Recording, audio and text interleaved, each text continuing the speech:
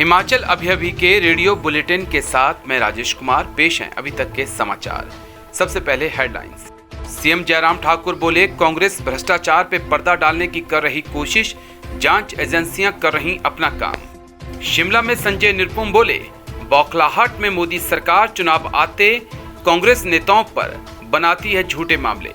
नाहन में प्रतिभा सिंह ने दिया एकजुटता का संदेश, नारों से नहीं बनते नेता, शांति और एकजुटता बनाए रखें सिरमौर के कांग्रेसी। कांग्रेस प्रदेशाध्यक्ष की जनसभा में ड्रामा, बुलाने पर भी मंच पे नहीं आए एमएलए हर्षवर्धन, प्रतिभा सिंह को जोड़ने पड़े हाथ। मुकेश की जीत के लिए बेटी ने संभाली चुनावी कमान, कड़ी धूप में जुटाई भीड़। 1.5 घंटे पैदल चलकर नंती पहुंचे डीसी शिमला, ग्रामीणों की सुनी समस्याएं। 75 वर्षों के बाद कोई बड़ा अधिकारी पहुंचा गांव। सिरमौर के राजगढ़ में हुआ बड़ा हादसा, पिता की गई जान, बेटा और बेटी की हालत नाजुक। अब समाचार विस्तार से। आपके स्वास्थ्य का प्रहरी, श्री बालाजी हॉस्पिटल, कांगड़ा, हिमाचल।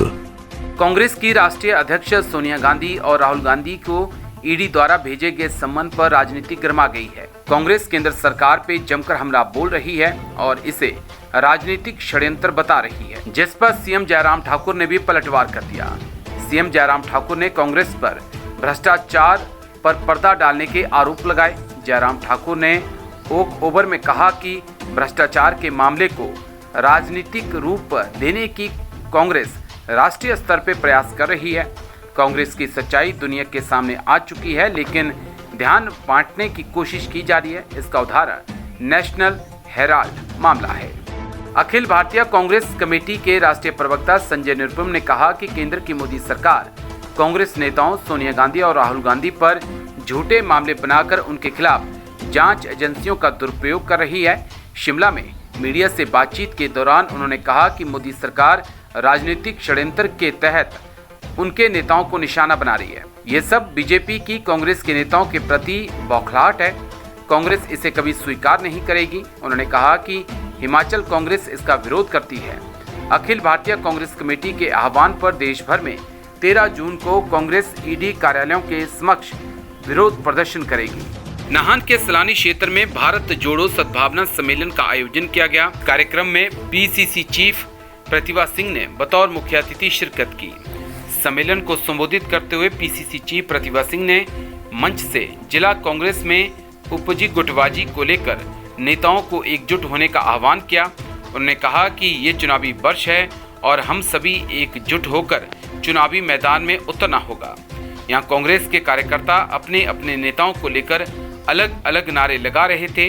प्रतिभा सिंह ने कार्यक्रम के दौरान अपने अपने नेताओं के समर्थन में हुई नारेबाजी पे कहा कि नारों से नेता नहीं बनते और आपस में शांति बनाए रखें। उन्होंने कहा कि सिरमौर के लोग पूरे हिमाचल प्रदेश में शांति के लिए जाने जाते हैं।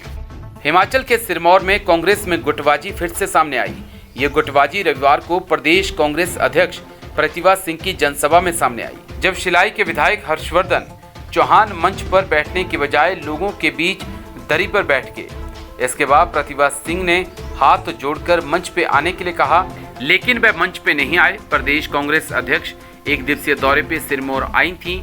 गौरतलब है कि जिला में कांग्रेस के एक गुट ने जिला अध्यक्ष कंवर अजय बहादुर के खिलाफ मोर्चा खोल रखा है। शेष समाचार ब्रेक के बाद। आपके स्वास्थ्य का प्रहरी, श्री बालाजी हॉस्पिटल, कांगड़ा, हिमाचल। विधानसभा चुनावों की आहट नजदीक आते आते एक तरफ जहां हर नेता चुनावी मैदान में कूद पड़ा है, वहीं नेताओं के परिवार भी पूरी तरह से सक्रिय होना शुरू हो चुके हैं। बेशक हिमाचल प्रदेश में विधानसभा चुनावों को अभी कुछ समय बाकी है, लेकिन जनता से संपर्क साधने का कोई भी मौका नेता जाना नहीं देना चाहते। नेता प्रतिपक्ष मुकेश अग्निहोत्री की बेटी आस्था अग्निहोत्री ने अपने पिता के चुनाव के प्रचार की कमान पूरी तरह से अपने हाथों में ले ली है। मुकेश अग्निहोत्री की बेटी आस्था अग्निहोत्री पिछले कई दिनों से लगातार अपने पिता के चुनावी क्षेत्र हरोली में सक्रिय हो चुकी हैं।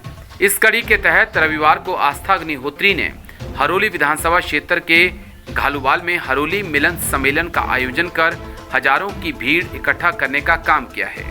हिमाचल प्रदेश के रामपुर के 15/20 क्षेत्र के नंती गांव में रविवार को 1.5 घंटे की पैदल यात्रा कर डीसी आदित्य नेगी पहुंचे। इस दौरान ग्रामीणों ने कहा कि 75 वर्षों में पहली बार ऐसा हुआ है जब कोई बड़ा अधिकारी यहां पहुंचा है। डीसी के साथ हिमकॉफेड के अध्यक्ष कौल सिंह व एसडीएम सुरेंद्र मोहन भी शामिल थे। महिलाओं ने पहाड़ी परंपरा के साथ डीसी शिमला, एसडीएम रामपुर और हिमकॉफेड अध्यक्ष का स्वागत किया।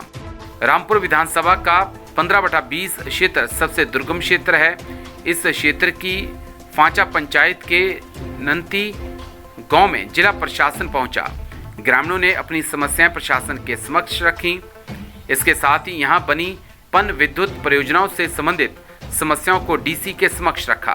साथ ही पीडब्ल्यूडी द्वारा सड़क को बेहतर कराने की मांग की, जिस पर जिला डीसी ने गंभीरता से काम करने की बात कही।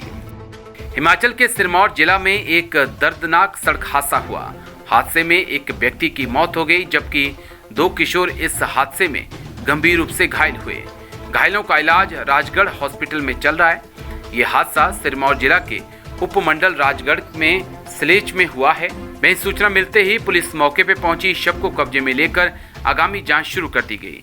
सलेच गांव में रविवार सुबह एक कार हादसे का शिकार हुई थी। हादसे की जानकारी मिलते ही स्थानीय लोग मौके पर पहुंचे।